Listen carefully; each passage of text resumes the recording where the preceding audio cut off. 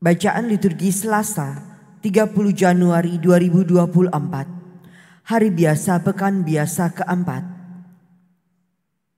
Bacaan dari kitab kedua Samuel. Waktu melarikan diri, Absalom bertemu dengan anak buah Daud. Saat itu Absalom sedang memacu bagalnya. Ketika bagal itu lewat di bawah jalinan dahan-dahan pohon tarbantin yang besar, tersangkutlah kepala Absalom pada pohon tarbantin itu, sehingga ia tergantung antara langit dan bumi. Sedang bagal yang ditungganginya berlari terus. Seseorang melihatnya lalu memberitahu Yoab, katanya, "Aku melihat Absalom tergantung pada pohon tarbantin." Lalu Yoab mengambil 3 lembing dalam tangannya dan ditikamkannya ke dada Absalom. Waktu itu Daud sedang duduk di antara kedua pintu gerbang, sementara penjaga naik ke sotoh pintu gerbang itu di atas tembok. Ketika ia melayangkan pandangnya, dilihatnya orang datang berlari, seorang diri saja. Berserulah penjaga memberitahu raja. Lalu raja berkata kepada Ahimaas, "Pergilah ke samping, berdirilah di situ." Ahimaas pergi ke samping dan berdiri di situ. Kemudian tibalah orang Etiopia itu. Kata orang Etiopia itu, "Tuanku raja mendapat kabar yang baik, sebab Tuhan telah memberi keadilan kepadamu pada hari ini. Tuhan melepaskan tuanku dari tangan semua orang yang bangkit menentang tuanku." Tetapi bertanyalah Raja Daud kepada orang Etiopia itu, "Selamatkah Absalom orang muda itu?" Jawab orang Etiopia itu, "Biarlah seperti orang muda itu musuh tuanku raja, dan semua orang yang bangkit menentang tuanku untuk berbuat jahat." Maka terkejutlah raja. Dengan sedih ia naik ke anjung pintu gerbang lalu menangis. Dan beginilah perkataannya sambil berjalan, "Anakku Absalom, anakku. Ah, anakku Absalom, sekiranya aku boleh mati menggantikan engkau. Absalom, Absalom anakku." Lalu diberitahukan oranglah kepada Yoab, "Ketahuilah, raja menangis dan berkabung karena Absalom." Pada hari itulah kemenangan menjadi perkabungan bagi seluruh tentara. Sebab pada hari itu tentara mendengar orang berkata, "Raja bersusah hati karena anaknya." Maka pada hari itu tentara Israel masuk kota dengan diam-diam, seperti tentara yang kena malu karena melarikan diri dari pertempuran. Demikianlah sabda Tuhan. Syukur kepada Allah. Sandengkanlah telingamu ya Tuhan, dan jawablah aku. Sandengkanlah telingamu ya Tuhan, dan jawablah aku. Sandengkanlah telingamu ya Tuhan, jawablah aku. Sebab sengsara dan miskin aku. Peliharalah nyawaku, sebab aku orang yang kau kasihi. Selamatkanlah hambamu yang percaya kepadamu. Sandengkanlah telingamu ya Tuhan, dan jawablah aku. Engkau adalah Allahku, kasihanilah aku, sebab kepadamulah aku berseru sepanjang hari. Buatlah jiwa hambamu bersuka cita, sebab kepadamulah ya Tuhan ku angkat jiwaku. Sandengkanlah telingamu ya Tuhan, dan jawablah aku. Tuhan, Engkau sungguh baik dan suka mengampuni. Kasih setiamu berlimpah bagi semua orang yang berseru kepadamu. Pasanglah telinga kepada doaku ya Tuhan, dan perhatikanlah suara permohonanku. Sandengkanlah telingamu ya Tuhan, dan jawablah aku. Haleluya, haleluya. haleluya, haleluya. Haleluya, haleluya, haleluya. Yesus memikul kelemahan kita dan menanggung penyakit kita. Haleluya, haleluya, haleluya. Haleluya, haleluya, haleluya.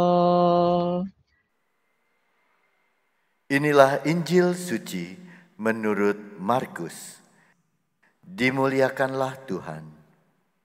Sekali peristiwa, setelah Yesus menyeberang dengan perahu, datanglah banyak orang berbondong-bondong lalu mengerumuni Dia.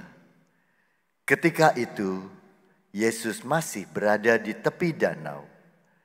Maka datanglah seorang kepala rumah ibadat yang bernama Yairus. Ketika melihat Yesus, tersungkurlah Yairus di depan kakinya. Dengan sangat ia memohon kepadanya, "Anakku perempuan sedang sakit, hampir mati. Datanglah kiranya dan letakkanlah tanganmu atasnya, supaya ia selamat dan tetap hidup."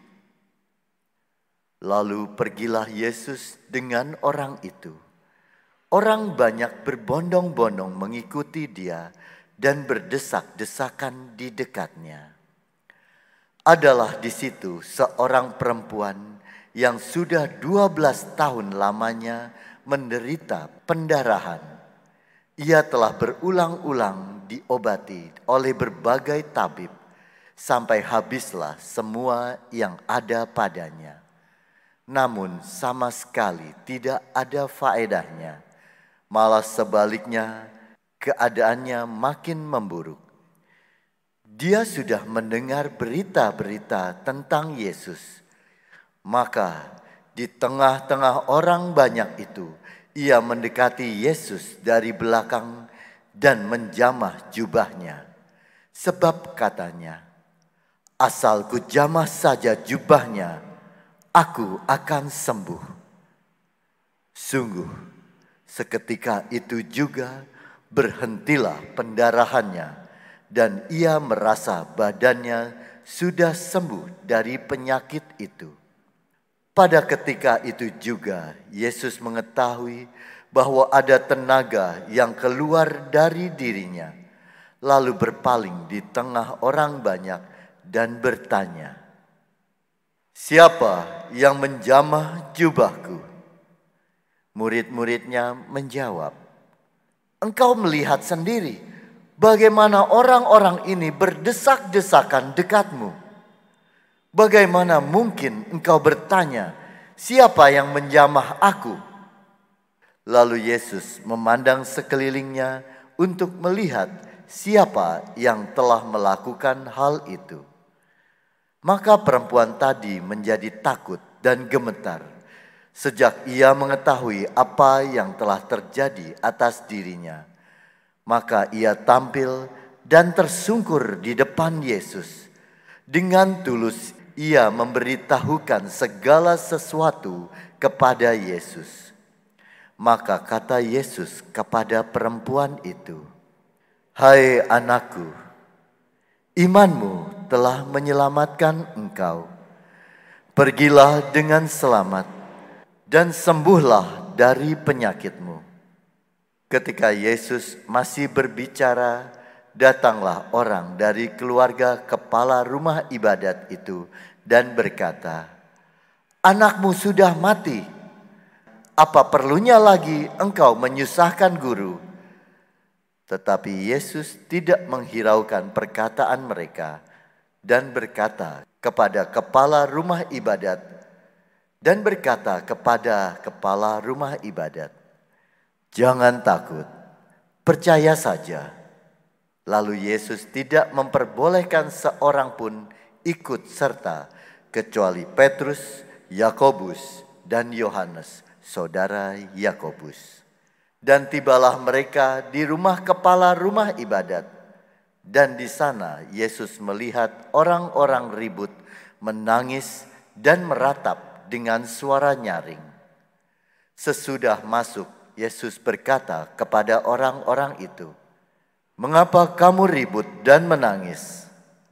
Anak ini tidak mati, tetapi tidur." Tetapi mereka menertawakan dia. Maka Yesus menyuruh semua orang itu keluar.